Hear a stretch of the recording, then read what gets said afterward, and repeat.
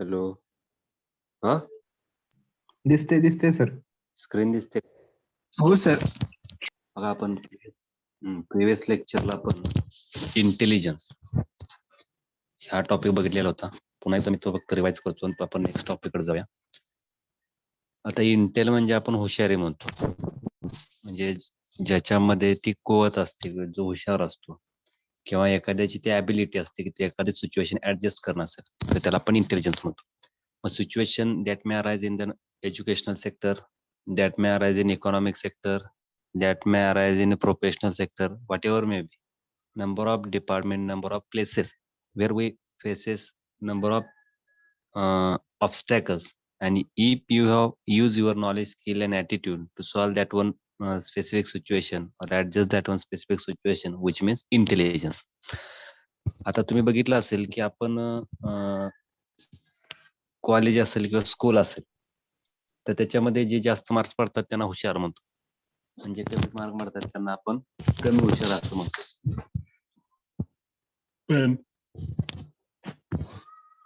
तुम्ही जर बघितलं तर इंटेलिजन्स मध्ये आपण फक्त त्या स्पेसिफिक सिच्युएशनला एखादा हायर इंटेलिजंट आणि लोअर इंटेलिजंट असं आपण म्हणू शकत नाही.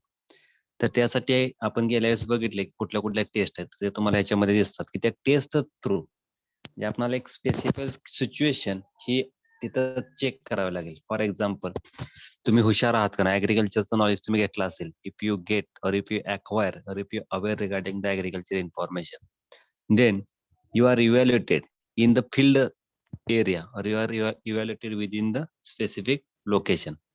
तर ऍग्रिकल्चर फील्ड मध्ये ज्यावेळेस तुम्ही तिथं जाल त्यावेळेस तुम्हाला विचारलं जाईल which plant protection measure utilize to control white grub, which plant protection measures utilize to control the specific diseases.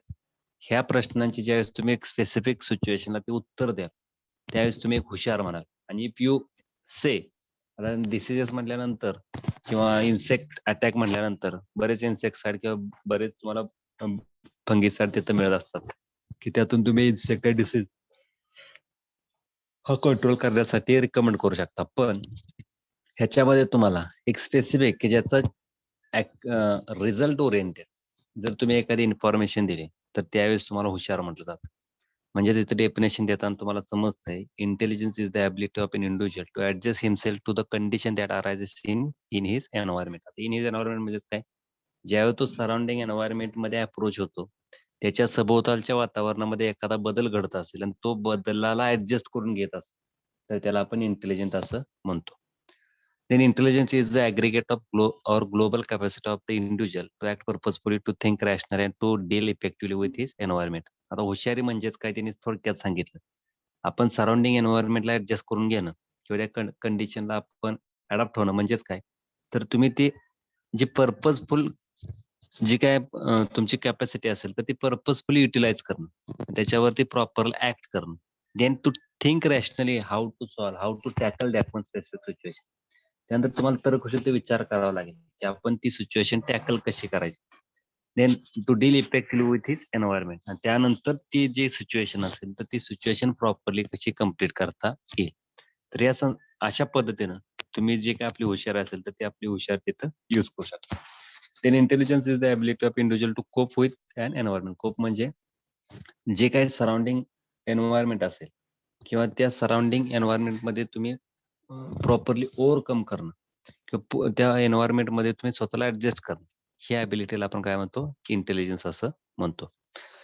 आता आपल्या टोटल डेफिनेशन वरून असं आपल्याला लक्षात येतं की specific capacity of an individuals or the tendency towards any object or any action regarding thinking, regarding adjusting, and regarding acting purposefully means intelligence. हे आपल्याला ज्यातून लक्षात येतं. हॅलो, हे याच्यातून आपल्याला लक्षात येतं. But here we observe the specific situation arises in different individual or in front of the number of individuals is similar, but their utilization or thinking power or their intelligence level is different. It is due to the specific individual utilize their knowledge, skill, and attitude in proper way, or the specific individual that one situation handle through their own ability. So the individual's ability or individual's intelligence is different from individual to individual. प्रत्येक इंडिव्हिज्युअलची intelligence level वेगळी असते. तुम्हाला एकच प्रश्न दिला असेल, एकाच प्रश्नाचं तुम्हाला अभ्यास करायला सांगितलं, उत्तर लिहायला लावलं, तर तुमच्यामध्ये कसं होतं, की त्याच प्रश्नाचं उत्तर प्रत्येक जण आपापल्या पद्धतीनं, कोण टू द पॉइंट लिहितो, कोण एसे रायटिंग मध्ये लिहितो, कोण अंडरलाईन करून जे हायलाइटिंग पॉइंट्स असतात तर ते नमूद करतो. म्हणजे जेवढं तुमचं अट्रॅक्टिव्ह आणि इफेक्टिव्ह प्रेझेंटेशन असेल तर तेवढं तुमचं आन्सर हे त्याच्यामध्ये काय केलं जातं, त्या आन्सरला जास्तीत जास्त मॅक्झिमम स्कोर दिला जातो आणि त्यातून तुम्हाला एक मॅक्झिमम स्कोर हा तिथं ऑब्टेन होत असतो. म्हणजेच काय, तुमची मांडणी ही वेगवेगळी असते. प्रत्येक व्यक्तीला प्रश्न तेच असतो. तुम्ही ज्यावेळेस सेमिस्टर एंड एक्झाम देत असता, प्रत्येकाला लेखी परीक्षेमध्ये प्रश्न तोच असतो. पण त्याची मांडणी प्रत्येकाची वेगवेगळी असते. So the intelligence level is differ from individual to individuals. मग ते कशामुळे असतं, तर सिच्युएशनमुळे असेल, लर्निंग ॲबिलिटीमुळे असेल, त्याच्या आयडियाज असतात किंवा त्याचे all the things how they manage, त्याच्यावरती त्या इंडिव्हिज्युअलची जी काही इंटेलिजन्स लेव्हल असेल तर ती अवलंबून असते. आता intelligence is form by different scientist can be categorize in 3 group. प्रत्येक सायंटिस्टनं आपलं हुशार म्हणजे काय, म्हणजे which one person or how we express the intelligent person. प्रत्येक व्यक्तीनं किंवा प्रत्येक सायंटिस्टनं तिथं मांडलं की आपण हुशार व्यक्ती कोणाला म्हणायचं. First group emphasizes the capacity to learn new thing. जो नवीन गोष्टी शिकत असतो तो हुशार, असं एका ग्रुपनं सांगितलं. दुसरा ग्रुप काय सांगतो, the capacity of an individual to adjust with new environment and are more intelligent than those cannot adjust. दुसऱ्या ग्रुपनं सांगितलं की जो नवीन वातावरण किंवा नवीन प्रॉब्लेम काय तर नवीन तयार होतं त्यासमोर, त्याला ऍडजस्ट करून घेतो तो इंटेलिजंट, आणि जो ऍडजस्ट करून घेत नाही तो लेस इंटेलिजंट, असं सेकंड ग्रुपनं सांगितलं. आणि third group emphasize the capacity of understanding and abstract thinking. तिसऱ्या ग्रुपनं असं सांगितलं की एखाद्या व्यक्तीची अशी कॅपॅसिटी की ते समजून घेणं आणि त्याच्यावरती ॲब्स्ट्रॅक्ट थिंकिंग. म्हणजे तुम्ही जर एखादी मोठी स्टोरी वाचली असेल, तर ती मोठी story as it is remember न करता, तर त्याच्यावरती थोडक्यात विचार करणं. For example, moral of the story, म्हणजे एखादा बोध असतो आपला, स्टोरीचा बोध आपण घेतो. म्हणजे आपण स्टोरी वाचल्यानंतर त्या स्टोरीतून आपल्याला काय घ्यायचा असतो, बोध घ्यायचा असतो. तर त्याला आपण म्हणतो ॲब्स्ट्रॅक्ट थिंकिंग. तर अशा पद्धतीने तिसऱ्या ग्रुपने म्हटलं, की जी स्टोरी वाचल्यानंतर त्याच्यातला जो moral of the story who understand that one is the more intelligent. तर ज्याला मोरल ऑफ द स्टोरी किंवा ॲब्स्ट्रॅक्ट थिंकिंग आहे, तर तो हुशार, असं तिथं म्हटलं जातं. आता about definitions are not oppose. प्रत्येक डेफिनेशन बरोबरच आहे. जो नवीन वातावरणात ऍडजस्ट करतो तो इंटेलिजंट, जो ॲब्स्ट्रॅक्ट थिंकिंग करतो तो इंटेलिजंट, किंवा जो नवीन गोष्टी शिकत असतो, those who learn new things, that one is also intelligent. ह्या कुठल्याही गोष्टी डेफिनेशनला अपोज करता येत, कारण ह्याच्यामध्ये इंटेलिजन्स मध्ये तुम्ही काय आहे, तुमचं नॉलेज असेल, ऍटिट्यूड असेल, स्किल असेल, that one you increase your self and that's why you approach to the number of thing, you approach to the number of areas. So each one definition or each one scientist explanation, that one is the correct or proper. But the specific definition based on above thinking or based on above explanation is the capacity of solving problem. थोडक्यात definition मग जर ह्या सगळ्यांचं जर मत जर आपल्याला घ्यायचं असेल, त्यातून जर आपल्याला डेफिनेशन ठरवायचे असेल, तर it is the capacity of solving problem by using past experience. जो आपल्याला भूतकाळामध्ये जो अनुभव आला असेल, तर त्याच्या अनुभवाच्या जोरावरती नवीन प्रॉब्लेम किंवा ते प्रॉब्लेम सॉल्व्ह करण्याची कॅपॅसिटी आणि adjusting with the new things. आणि नवीन गोष्टी असतात, त्याच्या नवीन गोष्टी ऍडजस्ट करणं, त्याला आपण काय म्हणतो, इंटेलिजन्स. आणि ऍबस्ट्रॅक्ट थिंग, ऍबस्ट्रॅक्ट म्हणजे थोडक्यात मोरल ऑफ द स्टोरी, जसं आता आपण सांगितलं त्या पद्धतीने त्या गोष्टी तिथे लक्षात ठेवून त्याला आपण इंटेलिजन्स असं म्हणतो. जसं तुम्हाला प्रत्येक प्रश्न, एखादा कोर्स असेल आणि त्या कोर्समध्ये बराच सिलेबस असतो, बराच सिलेबस मध्ये बरेच क्वेश्चन असतात आणि बरेच क्वेश्चन मधनं तुम्हाला ते स्पेसिफिक क्वेश्चनचे लक्षात ठेवावं लागतं. तर त्यासाठी एक तुम्ही ट्रिक्स यूज करता, तर त्याला आपण ॲब्स्ट्रॅक्ट थिंकिंग म्हणतो, किंवा using symbols, using points, notes, what ever, त्याला आपण काय म्हणतो, हुशार म्हणतो. कारण ते जसंची तसं वाचून जो तसंच ठेवून परत एक्झाम मध्ये ब्लँक होतो, तो हुशार म्हणता येत नाही. तर तुम्हाला जेवढा काही सिलेबस असेल तर त्याचा ॲब्स्ट्रॅक्ट थिंकिंग करून जे काही क्वेश्चन विचारले जातात, तर त्या प्रत्येक प्रश्नाचं उत्तर लिहिण्याची जी तुमची कॅपॅसिटी असेल, तर तो इंटेलिजन्स असं म्हणतो. Than thinking process is necessarily involve in the intelligence. आता इंटेलिजन्स मध्ये कुठली प्रोसेस इन्व्हॉल्व होते बघा, थिंकिंग, विचार. विचार प्रक्रिया ही आपल्या हुशारीमध्ये अतिशय गरजेची आहे. कारण तुम्ही बघितलं असेल, किती हुशार व्यक्ती असू दे, स्वामी विवेकानंद काय सांगतात, don't read one time, single time. एक वेळेस तुम्ही वाचू नका, रीड अगेन अँड अगेन. वाचाल तर वाचाल असं म्हणतात. म्हणजेच काय, ज्यावेळेस तुम्ही again and again if you revise same thing, that time you memorise long time. ज्यावेळेस तुम्ही एकच गोष्ट पुन्हा पुन्हा वाचाल, तर ती गोष्ट तुम्ही जास्त कालावधीसाठी लक्षात ठेवू शकता. So thinking process is necessarily involve in the intelligence.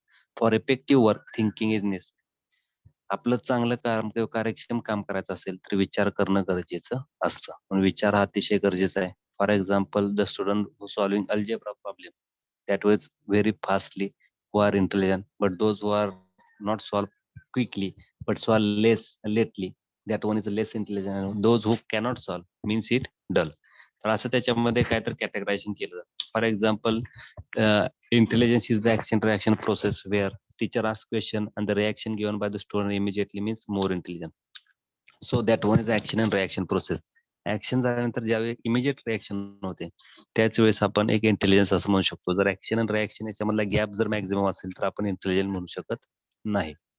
तर intelligence behaviour is classified into 3 काय आपलं जे काही इंटेलिजन्स बिहेवियर असेल that one question not ask in your exam but just understand. Social intelligence म्हणजे ability to act wisely in human relationship. आपण समाजाच्या सान्निध्यामध्ये जातो तिथलं एक रिलेशनशिप असतं त्याला आपण सोशल इंटेलिजन्स असं म्हणतो.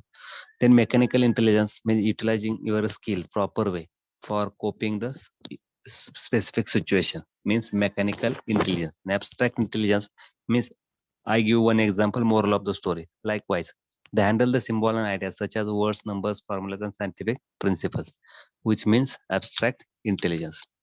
Then measurement of intelligence. Intelligence test जर मेजरमेंट करायची असेल तर तुम्हाला मी गेल्या वेळेस आपल्याला ह्याच्या वेळेस तुम्हाला स्क्रीन ती ऑब्झर्व झाली नव्हती काय तर इश्यू असल्यामुळं ही स्क्रीन तुम्हाला दिसली नव्हती त्यावेळेस मी डायरेक्ट तुम्हाला तिथं वाचून सांगितलं होतं. Binet and Simon prepare test of intelligence. Binet and Simon याने एक इंटेलिजन्सची टेस्ट तिथं तयार केली किंवा इव्हॉल्व केली. Which contain objective type question. त्याने काय केलं ऑब्जेक्टिव्ह टाईप क्वेश्चन तयार केले आणि express the result of his test in terms of age at which normal children could make the equivalent score. यानं ज्यावेळेस त्याचं एक रिझल्ट डिक्लेअर केला त्यावेळेस त्याच्या असं लक्षात आलं की जे काही नॉर्मल एजचे जे काही कॅन्डिडेट आहेत किंवा चिल्ड्रन्स आहेत की त्यांना ऍव्हरेज मार्क्स किंवा ऍव्हरेज स्कोर त्यांनी घेतलेला आहे. आता मेंटल एज म्हणजेच काय आन्सर ऑफ क्वेश्चन आणि chronological age is answer of expected question म्हणजे त्याला आपण क्रोनॉलॉजिकल एज म्हणतो. आता फॉर एक्झाम्पल मेंटल एज तुम्ही 5वीत आहात आणि 5वीतलाच प्रश्न तुम्हाला विचारला तर त्याचं उत्तर दिलं तर ते तुमचं मेंटल एज हे 5वीचं वर्ष म्हणजे काय 11 वर्ष वय तुमचं झालं. पण क्रोनॉलॉजिकल एज म्हणजेच काय तुमचं वय आता 11 वर्ष आहे आणि तुम्हाला जर 10वीतल्या विद्यार्थ्याचा प्रश्न विचारला आणि त्याचं उत्तर जर तुम्ही दिलं तर your chronological age is 16 years. म्हणजे इथं जर तुम्ही 10वीतल्या ज्या 10वीतला मुलगा असेल तो ज्या प्रश्नाचं उत्तर देऊ शकतो त्या प्रश्नाचं उत्तर जर तुम्ही दिलं तर त्या 10वीतल्या पोराचं जे वय असेल तर ते तुमचं क्रोनॉलॉजिकल एज तिथं पकडलं जातं. जर तुम्ही 5वीला आहात आणि 5वीच्या पोराचं उत्तर दिलं नाही आणि तुम्ही दुसऱ्या तिसरीतल्याच पोराचं किंवा त्या वयाच्या पोराचं उत्तर देऊ शकता तर your chronological age is that one means 8 year. तर तिसरीतल्या पोराचं उत्तर दिलं तर 8 इयर आणि 10वीतल्या जर पोराचं उत्तर दिलं तर तुम्ही तुमचं एज काय झालं 16 इयर. म्हणजे ज्या लेवलचं तुम्ही आन्सर देता तर ते लेवलच्या उंचीच्या त्या लेवलच्या व्यक्तीचं एज म्हणजे क्रोनॉलॉजिकल एज. आणि मेंटल एज म्हणजे तुमचं नॉर्मल एज. तुम्ही जे आहात जिथे आहात तिथल्या सिच्युएशनचे सगळे क्वेश्चनचे आन्सर देणे त्याला आपण मेंटल एज असं म्हणतो. For example recommended dose of rice असं जर तुम्हाला विचारलं तुम्ही 12वीला आहात आणि याचं प्रश्नाचं उत्तर तुम्ही दिलं if you answered 100-50-50 then your chronological age of the specific person is first year base agri student. जे फर्स्ट इयर बेस ॲग्री स्टुडंटचं जे वय आहे तर ते वय तुम्ही तिथं सांगू शकता. ह्याचं जर उत्तर तुम्ही देऊ शकला नाही तर युअर मेंटल एज आणि क्रोनॉलॉजिकल एज इज सिमिलर. तर मॅक्झिमम जे मेंटल एज आणि क्रोनॉलॉजिकल एज असतं तर आपल्याला बऱ्यापैकी सिमिलर दिसतं म्हणजेच आपल्याला जो IQ लेवल आहे हा इक्विव्हॅलंट किंवा सिमिलर दिसतो. Stannet and Binet test. French psychologists evolved the good test of intelligence, where he discriminated the children. ह्याच्यामध्ये त्यांनी काय केलं दोन विद्यार्थ्यांचे 2 ग्रुप तयार केले ज्याच्यामध्ये हुशारी थोडी कमी असणं आणि एकदम आळशी विद्यार्थी असे 2 ग्रुप केलं. देन सेकंड स्टेप त्यांनी फॉलो केली made the set of question paper for certain age group. प्रत्येक एज ग्रुपसाठी एक क्वेश्चन पेपरचा सेट तयार केला आणि evaluate the question and find out which question out of list could be answered by the largest number of them. आणि त्यांनी असं घेतलं की जे आपण क्वेश्चन पेपर तयार केलाय त्यातल्या सगळ्याच मुलांनी ज्यांच्यामध्ये डिफिशियंट आणि इंटेलिजन्स असेल आणि लेझी असेल ह्याच्यापैकी किती मुलांनी त्या एकाच क्वेश्चनचं उत्तर बरोबर दिले असे किती क्वेश्चन आहेत की त्या सगळ्यांचं उत्तर त्या सर्व क्वेश्चनचं बरोबर आलेलं आहे. तर ते इव्हॅल्युएट केलं आणि 4th step he found average category of intelligence intellectual abilities is observe. आणि त्यात त्याला असं लक्षात आलं की ॲव्हरेज नंबर कॅटेगरी ही आपल्याला इंटेलिजंट आहे. म्हणजे तुम्ही बायनेट अँड स्टॅनफोर्ड असेल किंवा स्टॅनफोर्ड फक्त टेस्ट असेल की यांनी जी टेस्ट इव्हॉल्व केली याच्यामध्ये त्यांना average number of candidate they observe in intelligence level. Then how they calculate the specific IQ or intelligent question by measuring or given the specific formula. Intelligent question is the ratio between mental age upon chronological age into 100. हा ratio आहे. जर तुम्हाला इथे definition दिली आपल्या याची, या definition मध्ये तुम्हाला IQ ची डेफिनेशन विचारली जाते. Intelligent question, define intelligent question. It is the ratio of IQ is the ratio of mental age upon chronological age into 100. आता 100 न का मल्टिप्लाय करायचं टू इलिमिनेट द डेसिमल. जे काय पॉईंट मध्ये उत्तर येतं 10 पॉईंट 12 पॉईंट, तर ते डेसिमल पॉईंट एलिमिनेट करण्यासाठी आपल्याला काय करावं लागतं, 100 न मल्टिप्लाय करावं लागतं. तर याच्यामध्ये तुम्हाला जे ऍव्हरेज नंबर ऑफ पर्सन जे दिसतात, तर इथं नॉर्मल दिलंय नंबर 6 ला, सिरियल नंबर 6 मध्ये तुम्हाला नॉर्मल ऍव्हरेज नंबर दिसतात. तर ह्याच्यामध्येच तुम्हाला जास्तीत जास्त लोक दिसतात. Percent of population is maximum. आणि जे इडियट असतात, कमी हुशार, त्यांचं लेवल इकडे कमी होत जातो, आणि सुपिरियर आणि जिनियस ब्रिलियंट असतात, तर त्याचा सुद्धा इकडे लेवल तुम्हाला कमी कमी होत गेलेला दिसतो. म्हणजे डल, नॉर्मल आणि ब्राईट ह्याच्यामध्ये तुम्हाला 3 रेंजमध्ये तुम्हाला प्रॉपरली पर्सन कॅटेगराईज झालेले दिसून येतात. आता याच्यामध्ये सुद्धा तुम्हाला विचारलं जातं, स्पेसिफिक लेवल विचारले जाते. The IQ range below 25, the specific persons intelligent question is idiot. 71 to 80, that one ranges person categorized in intelligent question is inferior. 91 to 100, normal and average. Superior 121 to 130. तर हे तुम्हाला दिलं जातं, IQ रेंज दिली जाते किंवा लेवल दिली जाते. तर त्या लेवल वरून IQ रेंज सांगावी लागते, आणि IQ रेंज वरून तुम्हाला लेवल ही सांगावी लागते. याच्यावरती तुम्हाला 1 मार्कला क्वेश्चन ऑफ फिक्स असतो. तर याच्यामध्ये तुम्हाला बऱ्यापैकी जिनियस विचारलं जातं, सुपेरियर विचारलं जातं, नॉर्मल विचारलं जातं, देन एम्बेसाल आणि इडियट एवढं विचारलं जातं. पण सगळा चार्ट तुम्हाला तिथं वाचावा लागेल. Then factors affecting on intelligence. तुमच्या हुशारीवर कुठले फॅक्टर अफेक्ट करतात? Hereditary and environment, age, health and physical development, sex, race, culture and socio economic condition. आता याच्यामधला जो हेल्थ आहे, हेल्थ अँड एन्व्हायरमेंट, म्हणजे तुम्ही जर हेल्दी असाल, म्हणजे heredity and environment. Hereditary provided physical body where 68% intelligent level determined by hereditary and 32% intelligent level determined by your environment. The environment provide for maturation and training of the organism. Environment कशासाठी गरजेचं असतं? तुमच्या maturation साठी आणि तुमच्या training साठी. So both one factor is most important. During individual's lifetime, variation in intelligent question is due to the environment, and since the hereditary cannot change. आपली जी hereditary असेल, तर हेरिडिटरी ही कंटिन्युअस असते, त्याच्यामध्ये चेंज होत नाही, पण एन्व्हायरमेंट मध्ये चेंज होतो. त्यामुळे आपल्या IQ लेवल मध्ये फ्लक्च्युएशन येते. The improve nutritional health and stimulus situation would account this change. तुम्हाला जर हेरिडिटरी मध्ये किंवा आपल्या हेरिडिटरी मध्ये चेंज होत नसतो, पण आपल्या जर स्पेसिफिक एन्व्हायरमेंटल कंडिशनमुळे आपला IQ लेवल चेंज होत असेल, तर आपल्याला न्यूट्रिशनल हेल्थ आणि सिच्युएशन, स्टिम्युलस सिच्युएशन म्हणजे प्रोत्साहित करणारी सिच्युएशन, ह्या गोष्टी तुम्हाला लक्षात ठेवाव्या लागतात, की जेणेकरून तुमचे जे चेंज असतात, तर ते चेंज काय केलं जातात, would account for this change. ह्याच्यामधून तुम्हाला जे चेंज असतात म्हणजे इम्प्रुव्हमेंटसाठी त्या तुम्हाला मिळू शकतात. Then environment of children ages 2 to 4 years appears to be critical since the child normally learns language at this time. Better homes, schools, medicine.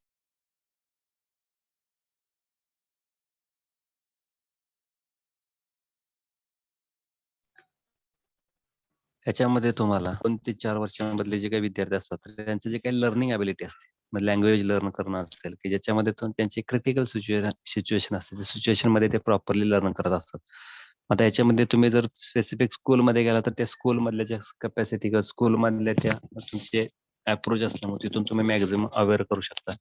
त्यानंतर तुम्ही if you approach to the medical facility, then you again aware such thing. So if your environment, that one is responsible for increasing your IQ level. Then next one factor, age. Age factor हा तुम्हाला माहित आहे, जसं जसं तुम्ही सुरुवातीला age वाढत जातं, जसं तुमचा IQ लेवल इन्क्रीज होत जातो. आफ्टर 20 years म्हणजे काही वर्षानंतर डिक्रीज युअर IQ लेवल. म्हणजे सुरुवातीला तुमचा IQ लेवल हा ब्राईट होत जातो, आणि लॅटर म्हणजे जसं तुमचं एज वाढत जातं, तसं तुमचा IQ लेवल हा काय होत जातो, डल होत जातो. Race and nationality. त्याच्यामध्ये all evidence indicates that there is a little or no difference in inherited intellectual capacity due to the race. रेसमुळे असा काही एवढा विषय येत नाही, किंवा रेस आपण या रेस मधलं किंवा या कॅटेगरीमध्ये ह्याच्यावर हे हुशार ते हुशार असं ते विषय येत नाही. पण there are difference mostly due to the opportunity for training and learning. हे कशामुळे रेसमध्ये दिसतं? तर त्या स्पेसिफिक रेसमधल्या लोकांना ज्या संधी असतात ट्रेनिंग किंवा लर्निंगच्या, तर त्याच्यामधला जो डिफरन्स असतो, तर त्याच्यामुळे आपल्याला काय होतं, त्याच्यामध्ये हा डिफरन्स दिसून येतो. Then culture. Answer in intelligent test question are highly cultural. Cultural will determine the degree of a person's attitude and ability. संस्कृतीमध्ये काय अशा गोष्टी येतात की आपलं जे ॲटिट्यूड आणि ॲबिलिटीज असतात, तर याच्यामुळे आपल्याला त्याच्यामध्ये जास्त चेंज दिसून येतो. देन हेल्थ आणि फिजिकल डेव्हलपमेंट. तुमची हेल्थ जर प्रॉपर असेल तर you are better or you convenient for adjusting your surrounding situation. If your physical development is proper, then also you properly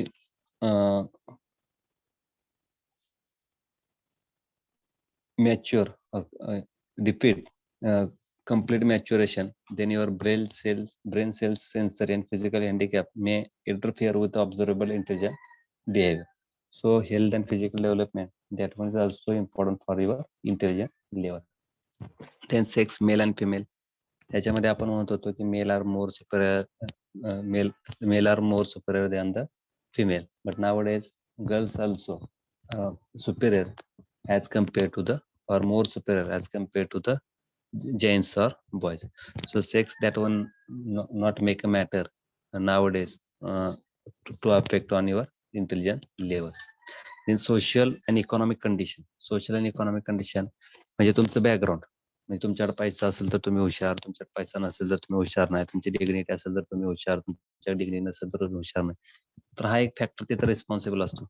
तुम्हाला जर कोण विचारत नसेल, काय नसेल, तर त्याच्यामध्ये तुमचं जे इंटेलिजन्स लेवल असेल की तुमचा एक डिस्टर्बन्स असतो, की ज्यामुळे तुमच्या इंटेलिजन्स लेवलवरती परिणाम करू शकतो.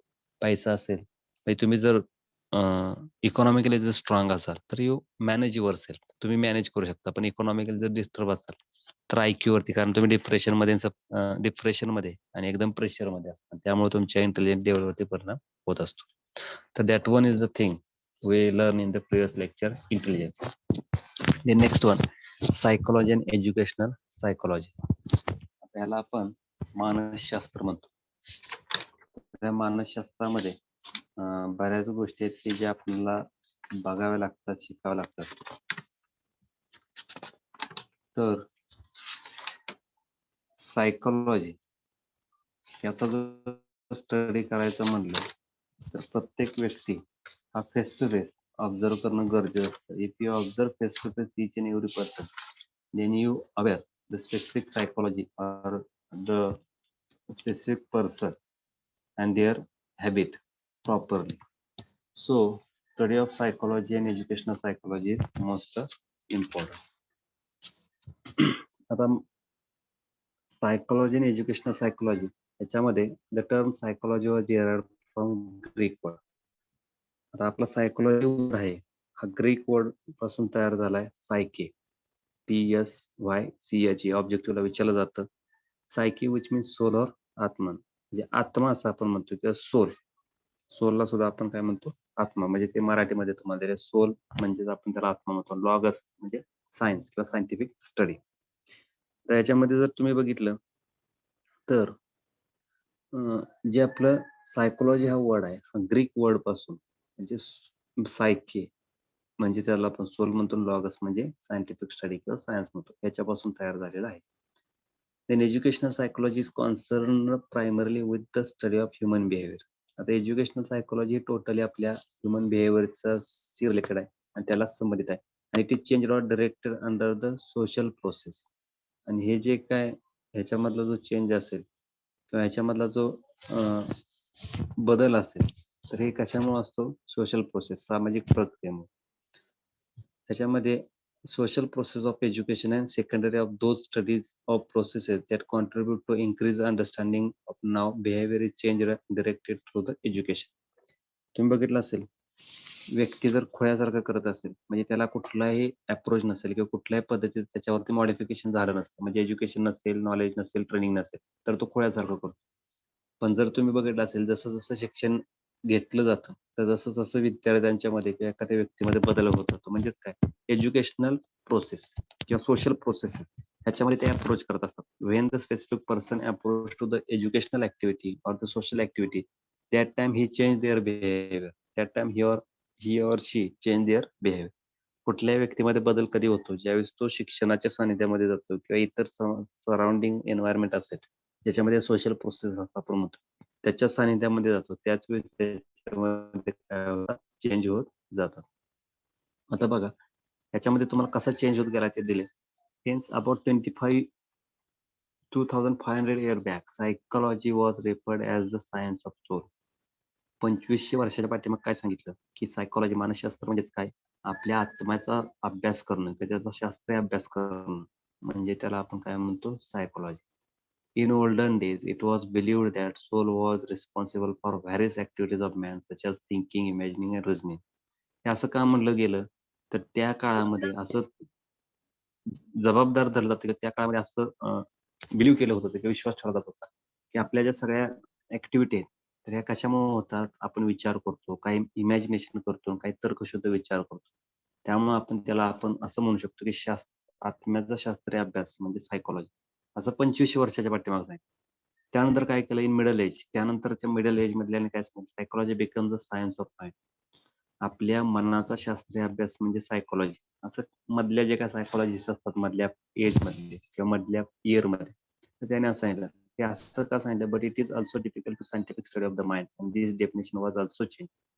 त्यावेळेस असं सांगितलं की मनाचा अभ्यास करणं शक्य नाही कारण मनामध्ये काय गोष्टी येतात जरी किती आपण हुशार असतो किती वाईट गोष्ट मनात आणायची नाही म्हटलं तर ती वाईट गोष्ट मनात येत असते. फॉर एक्झाम्पल तुम्ही किती जरी म्हणला की मी आता कधी म्हणजे कुठल्याही परिस्थितीमध्ये ऍक्सिडेंट ह्या विषयावरती विचार करणं किंवा त्याच्यावरती रॅशनल थिंकिंग करणं हे लिव्ह किंवा सोडून दिलं आहे तरी सुद्धा तुम्ही ऑन रोड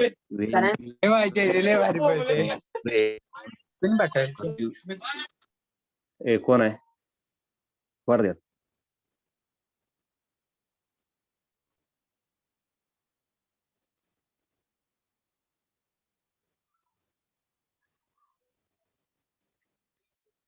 ज्यावेळेस तुम्ही रोडवरती जाता त्यावेळी तुम्हाला भीती वाटते की कधी आपला ऍक्सिडेंट होईल कोण आपल्याला कुठं त्रास होईल का ह्या गोष्टी तुम्ही काय करत असता तिथं ऑब्झर्व करत असता का त्याच्यावरून तुम्ही आपल्या मनामध्ये अशा वाईट साईड काहीतरी गोष्टी येत असतात ज्यावेळेस तुम्ही एखादं फायर सिच्युएशन असेल आणि त्या फायर सिच्युएशन मध्ये जर तुम्ही मिडलला असाल त्यावेळेस सुद्धा तुमच्या मनामध्ये येतं what happen what we do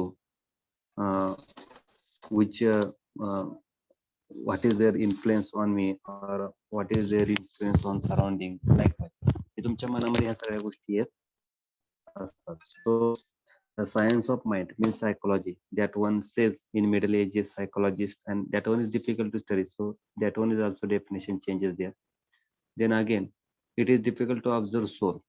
आता आपल्याला आत्मा असेल किंवा मन असेल या दोन गोष्टी आपल्याला तिथे डिफिकल्ट आहेत म्हणून त्यानंतरच्या पुढल्या सायंटिस्टने सांगितलं सायन्स ऑफ कॉन्शियसनेस म्हणजे सतत विवेक बुद्धीचा अभ्यास करणं म्हणजे त्याला आपण सायकोलॉजी म्हणतो. But it is also rejected by the abnormal psychologist जे ॲबनॉर्मल सायकोलॉजिस्ट आहेत त्यांनी ही सुद्धा डेफिनेशन तिथं रिजेक्ट केली आणि later on the 20th century the science of mental behavior which means psychology likewise given by psychologists and by observing the one's behavior we can have knowledge of one's conscious and unconscious mind. जर आपण एखाद्याचं mental behaviour observe केलं तर त्यावेळेला आपण त्याचं सत्सविवेक बुद्धी किंवा सत्सविवेक बुद्धी नसणं याचा आपण स्टडी करू शकतो. म्हणजे त्याने सांगितलं psychology means science of mind. त्याने काय सांगितलं psychology means science of mind. ह्याच्यामध्ये कुठली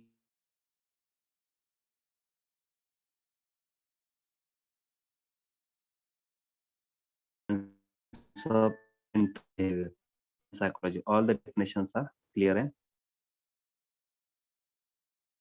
science of human behavior is the science of human behavior.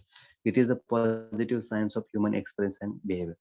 ह्याच्यामध्ये जे काय पॉझिटिव्ह सायन्स आहे ह्याच्यामध्ये आपलं ह्युमन एक्सपिरियन्स आणि ह्युमन बिहेवियर म्हणजेच त्याला आपण सायकोलॉजी म्हणतो किंवा psychology is a study of human behaviour and human relationship.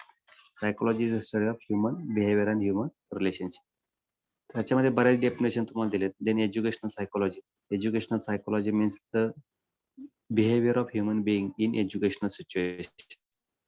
आपल्या एज्युकेशनल सायकोलॉजी मध्ये आपलं ह्युमन बिहेवियर एज्युकेशनल सिच्युएशन मध्ये असतं त्याला आपण एज्युकेशनल सायकोलॉजी असं म्हणतो.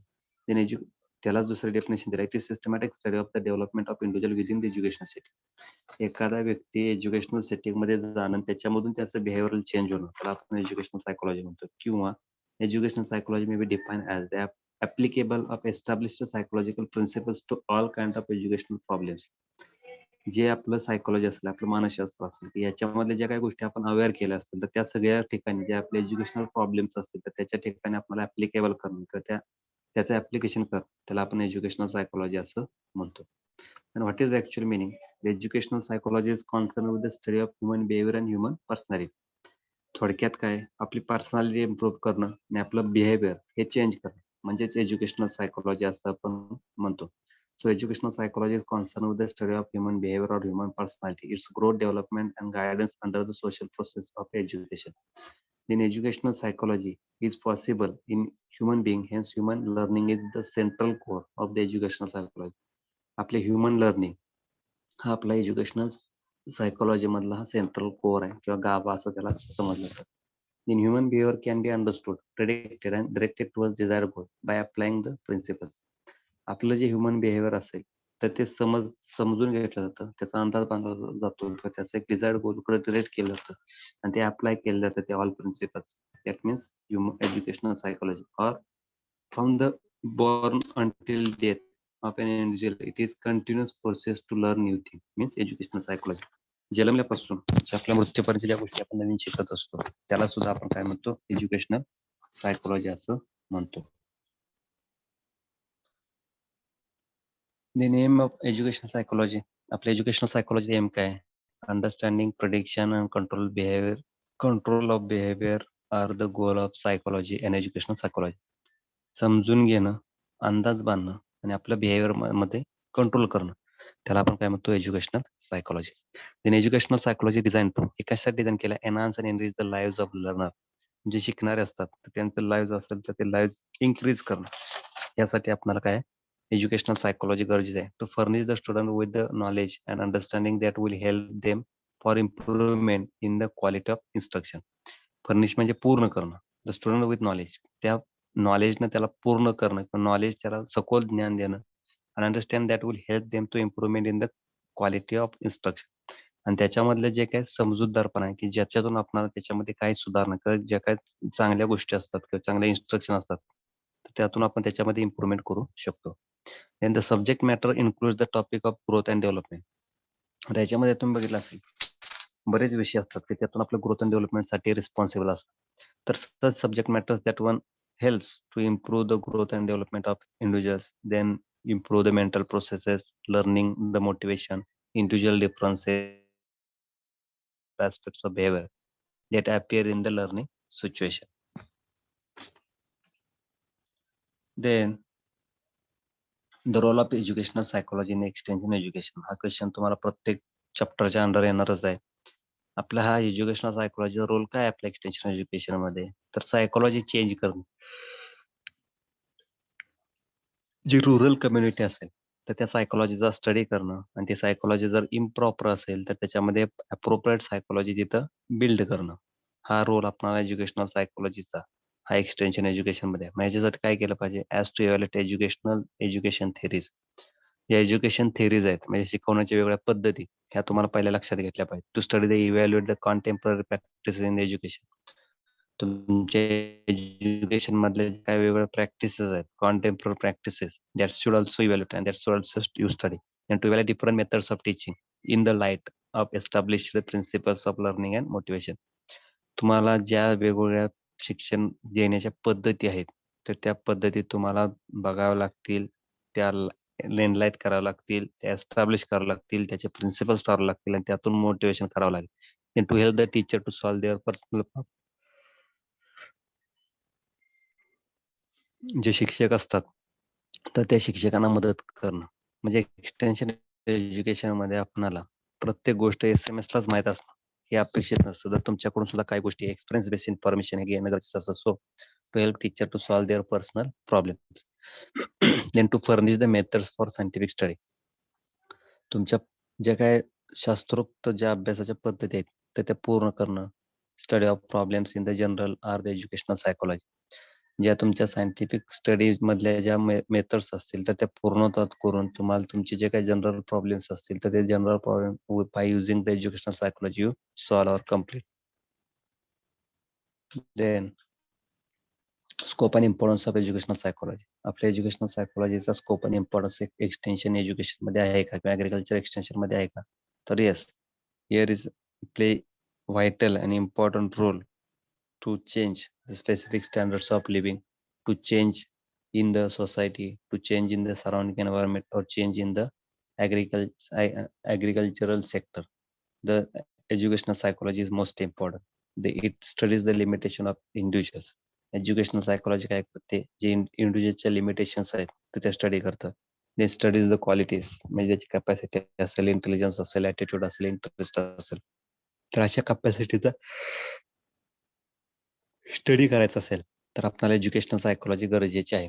Then it help to improve the teaching and learning process. Educational सायकोलॉजीमुळे टीचिंग अँड लर्निंग प्रोसेसमध्ये सुधारणा घडवून आणू शकतो. It help in formulating training programme. आपले वेगवेगळे ट्रेनिंग प्रोग्राम फॉर्म्युलेट करण्यासाठी आपल्याला एज्युकेशनल सायकोलॉजी इम्पॉर्टंट आहे. Improving skill of teacher and learn, skill improve करून यासाठी एज्युकेशनल सायकोलॉजी गरजेचं आहे. आणि it organise the good learning situation. आपली गुड लर्निंग सिच्युएशन ऑर्गनाइज करणं, त्यासाठी एज्युकेशनल सायकोलॉजी इम्पॉर्टंट आहे. टू बेटर एज्युकेशन, चांगल्या पद्धतीचं शिक्षण देणं थ्रू इव्हॅल्युएशन ऑफ सिलेबी, म्हणजे तुमचा जो काय दिलेला प्रॉपर प्रोफॉर्म असेल की आउटलाईन असेल त्या दृष्टीने तुमचं बेटर एज्युकेशन हे इव्हॅल्युएट करणं. अँड डेव्हलप एक्झामिनेशन पॅटर्न, म्हणजे तुम्हाला स्टेप मध्ये तुम्हाला एक्झामिन करणं, तुम्हाला ऑब्झर्व करणं, तुमचं जे काही मूल्यमापन असेल किंवा त्याचं तुमच्यावर सुपरविजन असेल की ज्या मार्फत तुमच्यामध्ये डेव्हलपमेंट करणं, तर त्यासाठी आपल्याला एक्झामिनेशन पॅटर्न हा तिथं डेव्हलप करणं. Then psychology attempts to discover the source of knowledge, belief and customs. ह्याच्या मार्फत जे आपले सायकोलॉजी आहे त्यातून आपण वेगवेगळे सोर्स, म्हणजे आपलं नॉलेज, बिलीफ अँड कस्टम, म्हणजे आपलं ज्ञान असेल, विश्वास असेल आणि रीतिरिवाज असतील, तर या सोर्सेस आपण त्यातून काय करू शकतो, डिस्कवर करू शकतो. Psychology develops thinking and reasoning ability within the individual. Psychology जी आहे आपल्या याच्यामध्ये थिंकिंग अँड रिझनिंग, विचार करणं आणि तर्कशुद्ध विचार करणं, याची जी काय ॲबिलिटी असेल त्या इंडिव्हिज्युअल मधली डेव्हलप करण्यासाठी मदत करतं. आणि develop the confidence among the farmers and acquire new knowledge. शेतकरी असेल किंवा एखाद्या इंडिव्हिज्युअल मध्ये असेल तर एक कॉन्फिडन्स बिल्ड करण्यासाठी आपल्याला एज्युकेशनल सायकोलॉजी हेल्प करते. आणि it help to motivate the farmers toward the innovative agriculture technology. आपल्या शेतकऱ्यांना जे ॲग्रिकल्चर मध्ये इनोव्हेटिव्ह टेक्नॉलॉजी आहेत तर ते अडॉप्ट करण्यासाठी तिथं हेल्प करत असतं. ह्याच्यामध्ये तुम्ही जर बघितलं तर हा क्वेश्चन तुम्हाला विचारला होता, give explain the scope and importance of educational psychology in agriculture extension. Agriculture extension मध्ये आपल्याला एज्युकेशनल सायकोलॉजीचा स्कोप आणि इम्पॉर्टन्स काय आहे, तर तुम्हाला स्कोप आणि इम्पॉर्टन्स मध्ये तुम्हाला ह्या बऱ्याच गोष्टी सांगाव्या लागतील की ज्यामध्ये आपल्याला जे इंडिव्हिज्युअल आहेत की ज्याचे स्टडीज हे लिमिटेड आहेत तर त्याचा स्टडी करणं, क्वालिटीचा स्टडी करणं, teaching and learning process improve करणं, ट्रेनिंग प्रोग्राम फॉर्म्युलेट करणं, स्किल जे teacher and learner skill improve करणं असेल, लर्निंग सिच्युएशन क्रिएट करणं असेल, better education based on the outline हे डिटरमाइन करणं असेल, एक्झामिनेशन पॅटर्न डेव्हलप करणं असेल, then to discovering different sources as for example knowledge, belief, custom, develop thinking and reasoning process, develop confidence, likewise thing, and motivate the farmers. These are the scope and importance of educational psychology in the agriculture extension. Then next one, personality. पर्सनॅलिटीला आपण व्यक्तिमत्व म्हणतो. बघितलं असेल प्रत्येक व्यक्तीचं जे व्यक्तिमत्व असतं हे वेगवेगळं असतं. मग त्याचं ऑब्झर्वेबल बिहेवियर असेल किंवा स्टेट ऑफ बिईंग असं आपण म्हणतो, व्यक्तीचा अवस्था, ह्याच्यावरून आपण त्याची पर्सनॅलिटी तिथे डिसाईड करत असतो. त्याच्यामध्ये जर तुम्ही बघितलं तर personality is the total quality of an individual. Total quality, ते पर्सनॅलिटी मध्ये काय फक्त बाहेरून दिसतो, कपडे किंवा केस कसे विंचरलेत, ह्याला आपण पर्सनॅलिटी म्हणत नाही. तर total quality of an individual. Total quality म्हणजे काय, त्यानं व्यवस्थित आहे का, प्रॉपर ड्रेस वेअरिंग केलेला आहे का, प्रॉपर फेशियल एक्सप्रेशन आहेत का, प्रॉपर गेस्चर पोश्चर आहेत का, प्रॉपर अप्रोच आहे का, प्रॉपर रिॲक्शन्स आहेत का, ऑल दिस थिंग्स. आपण जे व्यक्तिमत्व, आपण सरळ जात असतो, बोलत असतो, चालत असतो, फिरत असतो, काय घेत असतो, काय विचारत असतो, या सगळ्या गोष्टी तिथं ऑब्झर्व केल्या जातात, त्याला आपण पर्सनॅलिटी म्हणतो. ह्याच्यामध्ये तुम्ही दिसताय चांगलं आणि शिवीगाळ करताय म्हणजे तुमचं तोंड चांगलं त्याला बेटर पर्सनॅलिटी म्हणत नाही, पर्सनॅलिटी पर्सन म्हणत नाही, किंवा चांगलं व्यक्तिमत्व म्हणत नाही. The word personality comes from the Latin word persona. मग अशी आपण जे सायकोलॉजी हा ग्रीक वर्ड बघितला, पर्सनॅलिटी हा लॅटिन वर्ड आहे. The personality comes from Latin word persona which means the mask worn by players in the teeth. म्हणजे आपण जो काय मुखवडा म्हणतो, मुखवडा आपण परिधान केलेला मुखवडा, त्याला आपण व्यक्तिमत्व असं म्हणतो. बघा, personality consist of observable behaviour. Personality कशावरून कशापासून तयार झाले, तर तुमचं ऑब्झर्वेबल बिहेवियर. आता बऱ्याच अंशी तुम्हाला जर तुम्ही बघितलं असेल इंटरव्ह्यू पॅटर्न, तुम्हाला माहित कुठल्याही सेक्टरमध्ये तुम्ही गेला, ऑर्गनायझेशन असेल, इन्स्टिट्यूट असेल किंवा गव्हर्नमेंट सेक्टर असेल, तर तुम्ही चांगले कपडे घातले, बूट घातला, आंघोळ वगैरे करून केस वगैरे विंचरून गेला आणि मला नोकरी द्या म्हणला, तर तुम्हाला कोण नोकरी देत नाही. तर तुमची पर्सनॅलिटी ते चेक केली जाते. तुमचं जे काय नॉलेज लेवल असेल हे चेक केलं जातं. म्हणजेच काय, तुमचं ऑब्झर्वेबल बिहेवियर ह्या पर्सनॅलिटीमध्ये हे कन्सिस्ट असतं. तुम्ही दिसता कसं असण्यापेक्षा अजून तुमच्यामध्ये बाकी काय पर्सनॅलिटी आहेत त्या सुद्धा तिथे चेक केला जातो. म्हणून इंटरव्ह्यू असतो. आता तुमच्या पर्सनॅलिटीवरचं इंटरव्ह्यू द्यायचे असते तर असे बरेच जण सूटबूट घालून गेले असते, तिथं वाट लावून गेलेच. म्हणजे आपल्या प्रत्येक एम असतं प्रत्येक इन्स्टिट्यूटचं किंवा ऑर्गनायझेशनचं की डेव्हलप आणि reach higher goal, reach to higher goal, higher goal पर्यंत आपण रीच होणं किंवा आपलं जे काय अल्टिमेट एम असेल तर ते अचीव्ह करू. तर personality is defined as individual typical or consistent adjustment of his environment. आपल्या ज्या सराउंडिंग सिच्युएशनला ॲडजस्टमेंट करणं. फॉर एक्झाम्पल आपण इंटेलिजन्समध्ये बघितलं, म्हणजे तुम्हाला थोडक्यात तिथं नॉलेज असणं गरजेचं आहे, तुम्ही हुशार असणं गरजेचं आहे, तरच तुमची बेटर पर्सनॅलिटी असते. जर तुम्ही हुशार नाही, काय नाही, उगाचच फिरायला लागला गावात, मग ते त्याला काय बेटर पर्सनॅलिटी म्हणत नाहीत. The element of personality are called traits. Element of personality are called traits. For example, element कशाला म्हणले बघा, it is the trait that makes the one person different from another person in his behavior. Shyness, sociability are different traits and characteristics of an individual. आता याला trait म्हणजे त्याला आपण distinguishing point म्हणतो. What is distinguishing point? One person different from other person. एक व्यक्ती दुसऱ्या व्यक्तीपेक्षा वेगळा असतो. तुमच्या वर्गामध्ये 2 मित्र असतात. प्रत्येक मित्र सगळे अवयव वगैरे सगळं सगळं सारखं असतं, पण कोणाचा रंग गोरा असतो, कोणाची उंची कमी असते, कोणाची उंची जास्त असते, कोणाचे केस वेगळे असतात, कुणाचे जो कलर असतो तर तो वेगळा असतो, कुणाचं नॉलेज वेगळं असतं, कुणाचं शायनेस, कुणाचं सोशॅबिलिटी असेल, कुणाचं स्टिम्युलस असेल, हे बऱ्याच गोष्टी तिथं असतात. ज्याच्यावरून आपण काय करतो, the personality is different from person to person. In all characteristics which an individual possesses are his power, needs, abilities, wants, habits, his goals and aspirations. जे आपले कॅरेक्टरिस्टिक्स असतात त्या कशावरून पजेस करत असतो? एक तर आपली ताकद, आपली गरज, आपली क्षमता, आपल्या गरजा, आपल्या सवयी, आपले ध्येय, आपले महत्वाकांक्षा आणि his pattern of behaviour two objects and persons continue his personality. Since an individual is a bundle of characteristics as a traits, we can define personality as an integrated pattern of traits. आपली जी काही personality आहे, तर ही personality आपण हे ट्रेट्समध्ये देतो. ह्याच्यामध्ये material traits म्हणजे किंवा मटेरियलमध्ये तुम्हाला बॉडी असेल, क्लॉथिंग असेल, फॅमिली प्रॉपर्टी असेल, ह्याच्यावरून आपण पर्सनॅलिटी डिफर करू शकतो. सोशल थ्रू म्हणजे होम, क्लब, ऑफिस, चर्च ह्याच्यामधले आपलं behaviour. Spiritual through ability of argue, discriminating consciousness and moral sensitivities. या पर्सनॅलिटीमध्ये आपण डिस्क्रिमिनेट होण्याचं किंवा आपण एक वेगळी व्यक्तिमत्व जपण्याचं किंवा एक वेगळी व्यक्तिमत्व एक्झिबिट करण्याचं हे वेगळे रिझन आहे. Then what is the specific definition of personality? Personality is that which makes one effective or gives one influence over others. In the other language psychology, it is one social stimulus value.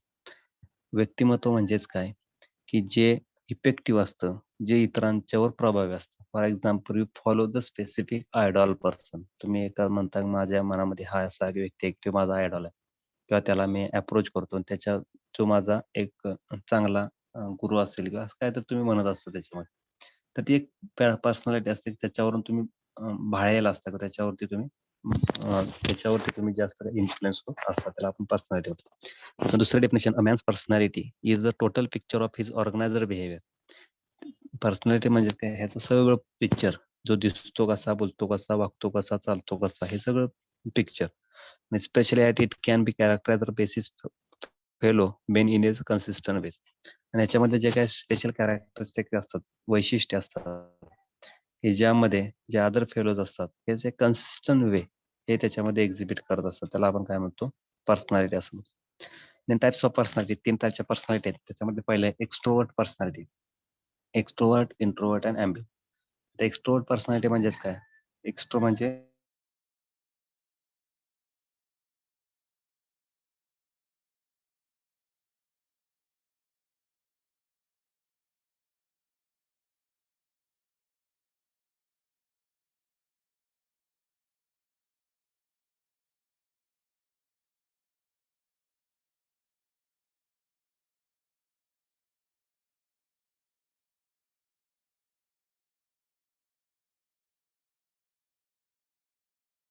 Outside.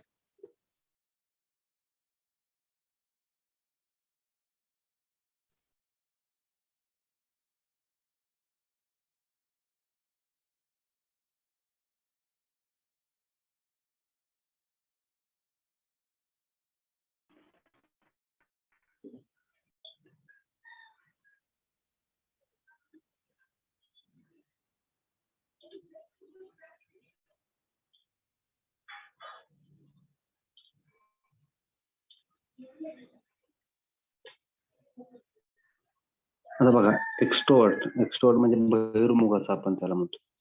म्हणजेच it is extrovert are socially adaptable. म्हणजे adjust himself to any situation and interest in the people. They go to the extent of sacrificing themselves for the others. They make quick decision and execute the plan of action rapidly.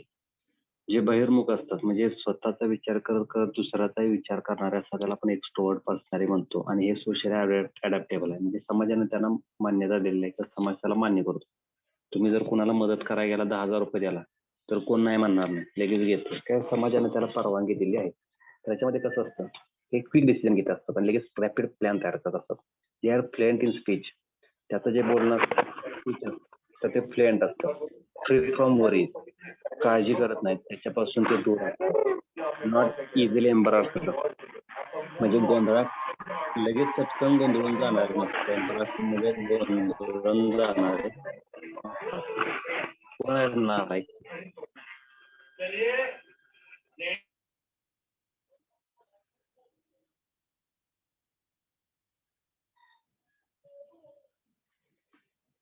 Not easily एम्ब्रास्ड म्हणजे ते चटकन गोंधळून न जाणारे असतात. Usually conservative म्हणजे पुराणमतवादी. हे थोडस जे पुराणमतवादी असतात की जे ते त्यांना कॉन्झर्वेटिव्ह म्हणतो. त्यांना चेंज आवडत नाही डायरेक्ट. Interested in athletics. जे ऍथलेटिक्स मधले वेगवेगळे गेम असतात अशा टाईपचे ऍथलेटिक्स असतात तर त्याच्यामध्ये इंटरेस्ट असतात. Like to work with others. इतरांच्या बरोबर काम करायला त्यांना आवडतं. Better at speak than writing. जास्त त्यांना बोलायला आवडतं, लिहिण्यापेक्षा बोलणं त्यांना जास्त आवडतं. Then take decision with the help of others. इतरांच्या मदतीने निर्णय घेत असतात. Attend public and social function. समाजामध्ये ते विविध सोशल फंक्शन असतात ते सोशल फंक्शन अटेंड करत असतात. इंट्रोवर्ट पर्सनॅलिटी त्याला आपण म्हणतो अंतर्मुख. ते they are socially shy and remain interested in their own feelings and reaction.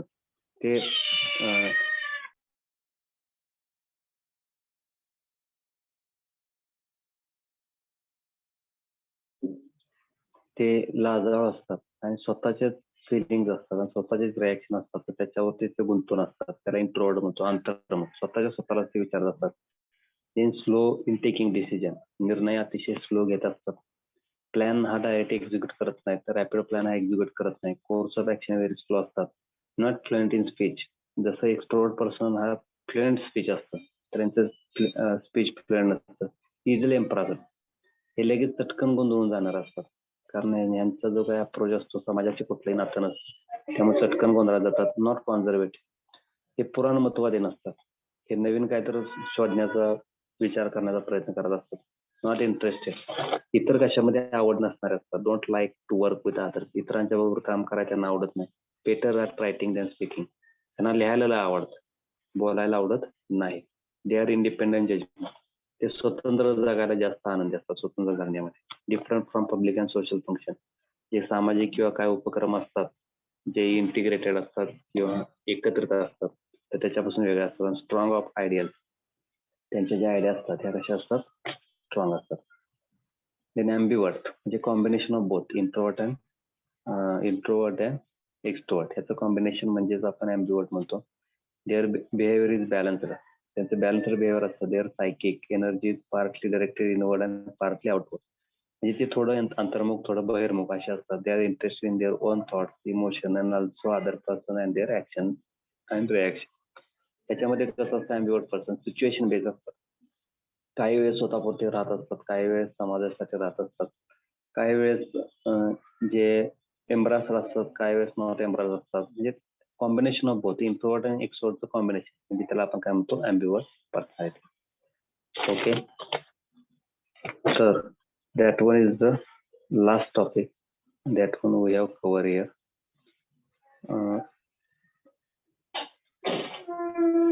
Then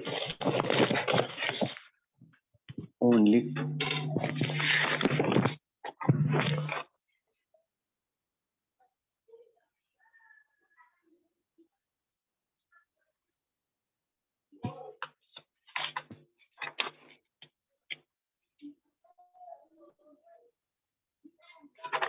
two topics remain here: social institution and perception and motivation.